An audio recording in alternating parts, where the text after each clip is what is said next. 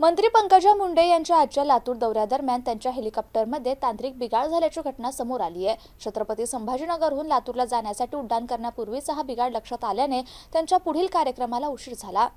खरं तर मला सकाळी 10:30 वाजता मी निघणार होते हेलिपॅडकडे, म्हणजे विमानतळावरूनच हेलिकॉप्टर चेकअप होणार होतं। तो मला कळवण्यात आलं की जे हेलिकॉप्टर मी काल वापरत होते त्याच्यामध्ये काहीतरी बिघाड आहे। म्हणजे कालही असं वाटलं थोडं जुनं हेलिकॉप्टर होतं ते, आणि त्याच्यात काही बिघाड आहे। आता मी काय बिघाड आहे वगैरे टेक्निकल डिटेल्समध्ये गेले नाही, आणि मग त्यांनी मला सांगितलं की ते दुसरं हेलिकॉप्टर मला पाठवत आहेत।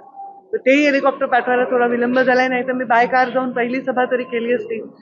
तिकडच्याही लोकांशी मी बोलले, सभा रद्द करणं शक्य नव्हतं, लोक वाट बघायला तयार आहेत। आणि खरंच आहे की आता ही कार्यकर्त्यांची निवडणूक आहे आणि त्यांच्या पाठीशी आम्ही उभं राहायला पाहिजे, त्यांच्या सभा घेऊन त्यांना ऊर्जा दिली पाहिजे, त्यांना ताकद दिली पाहिजे। तर मी चालले आता सभेला, लेट झालाय 2 तास, पण ठीक आहे, लोक वाट बघायला तयार आहेत।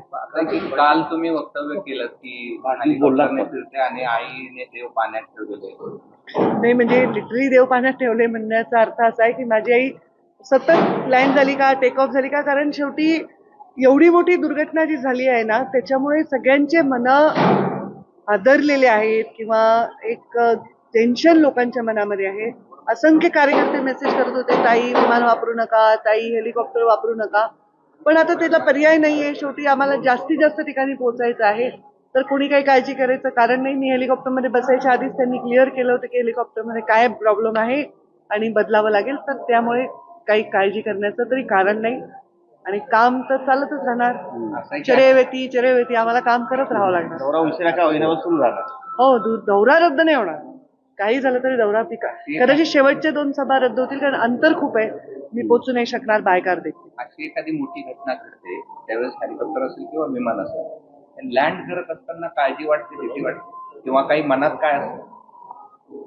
आता काल मी त्यानंतर पहिल्यांदा आले, खरं सांगू का, जेव्हापासून अजितदादांचा अपघात झालाय, निधन झालंय, तेव्हापासून मी क्षणोक्षणी हाच विचार करते की त्या सर्वांवर, जे विमानात होते त्या लोकांना त्यावेळी काय वाटत असेल, त्यांनी किती भयानक ती भीती किंवा यातना किंवा ते भय अनुभवलं असेल।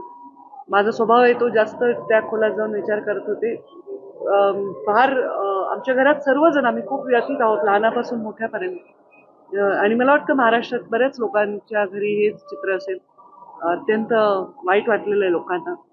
तर नवीन काही दिवस हे वाटणार आहे भय सगळ्यांना की अरे बापरे काय बिघाड, म्हणजे माहीतच नाही, ते माहीत झालंय की असंही होऊ शकतं। तर वाटणं साहजिक आहे, पण आता त्याला पर्याय नाही आहे, प्रत्येकाला आपलं काम आणि कर्तव्य करावं लागतं।